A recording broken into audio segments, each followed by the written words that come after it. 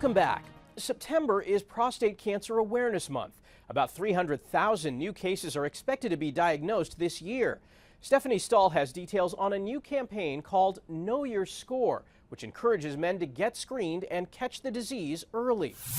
It's a scary thing, when you get that diagnosis. Michael Nutter, the former mayor of Philadelphia, talking about his battle with prostate cancer that included surgery in 2020. You're talking about male function and all of these kinds of issues, and quite honestly, Stephanie, when it all came down to it, I just said, well, I want to live.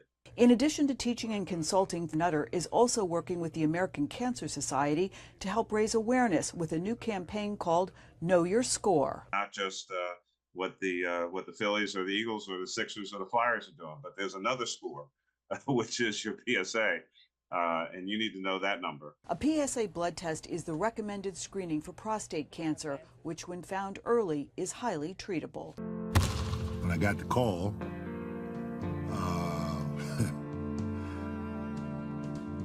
the doctor said stage 3 prostate cancer.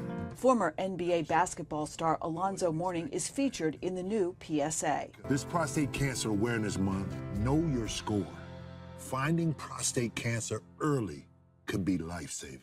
But after decades of decline, late-stage prostate cancer cases are on the rise. For black men, they're 70% more likely to develop prostate cancer compared to white men and twice as likely to die. It's unclear exactly why. Black men in particular are reluctant to seek medical treatment for a variety of reasons. The former mayor hopes to change that trend by sharing his story of survival. Stephanie Stahl, CBS News, Philadelphia. If you've ever been stressed out because of the workplace and yet leadership paints a rosy picture, you may have experienced glossing. According to Business Insider, glossing is a form of toxic positivity in which people suppress and deny their negative emotions. It can leave workers feeling unmotivated, fosters a culture of fear, and employees become guarded with their true feelings. If your leadership is saying to you everything is fine, but you're experiencing a different reality, it's really important to talk about those things. Dr. Thea Gallagher is a clinical psychologist at NYU Langone Health. She says to treat work relationships like any other and be willing to have tough conversations. The more you suppress the reality or you suppress the emotions that you're actually experiencing, the more stress you're going to experience. And it can lead to higher rates of burnout. As for what bosses should do, Dr. Gallagher says it's important to receive feedback on a regular basis and always be looking for ways to improve the atmosphere, even if everything seems fine. Former President Jimmy Carter turns 100 years old on October 1st. He was a peanut farmer from Georgia before entering politics, and after his presidency, Carter continued to devote his life to helping others. Human rights and social welfare campaigns helped him earn the Nobel Peace Prize, and for decades he built houses with Habitat for Humanity. Carter joins more than 100,000 other centenarians in the U.S., and according to the Census Bureau, that number is projected to more than quadruple over the next 3 decades. To find out more about this group's secret to life and also how our current healthcare system is dealing with this growing number, I spoke with Dr. Philip Solomon, Director in Geriatrics and Palliative Medicine at Northwell Health.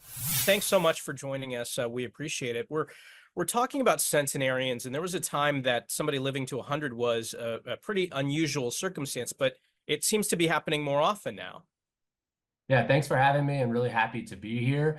I'd still say it's a relatively rare phenomenon. Only about 1% of the population lives to the age of 100. We certainly are seeing it more because we see more older adults generally in the population. The number of adults over the age of 65 has already reached about 17% of the population in the country, and it's projected to get to over 25% in the next 30 years. So we certainly in raw numbers will see the number of people reaching 100 increase.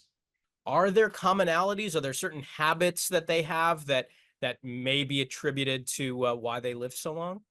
Yeah, thank you for that question. I think there's probably 2 different buckets to look at. On the one hand, we certainly know that there's certain genetics that are definitely associated with people that are reaching the age of 100. And there's actually a big study going on for these super agers that become centenarians.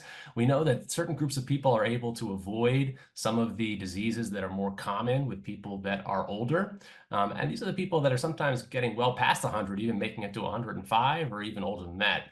On the other hand, there are certainly habits, and many of them are lifestyle related, that can increase not just your lifespan, but your health span. And what I mean by that is the amount of time where you are healthy and independent. And those are the things that we talk about all the time. Eating well, avoiding smoking, avoiding any type of excessive alcohol use, exercising, living an active lifestyle, and maintaining some really healthy social relationships. We know that those things will all improve not just your physical health, but also your cognitive health. I also want to talk about the care of centenarians. What kind of extra care do centenarians need? Well, that's a great question. I think that it really depends on the person themselves. What we know in geriatrics is that it's very difficult to paint in broad brushes. We have people that make it into their 90s and even up to 100 who still maintain a good level of independence. And there are people that are much younger that require much more attention, caregiving, and are less independent when we think about the activities that they do in their daily lives. Certainly, as we get older, the risk of frailty and the risk of issues of mobility increase. So when we do think of centenarians, sometimes they are more dependent on needing a caregiver. And we don't think about it, but oftentimes these are unpaid caregivers. Over 80% of caregivers in the United States are actually family members that are not paid, and it is something that needs to be thought about, especially in larger families, or for people that may not have any close relationships or family members that are there.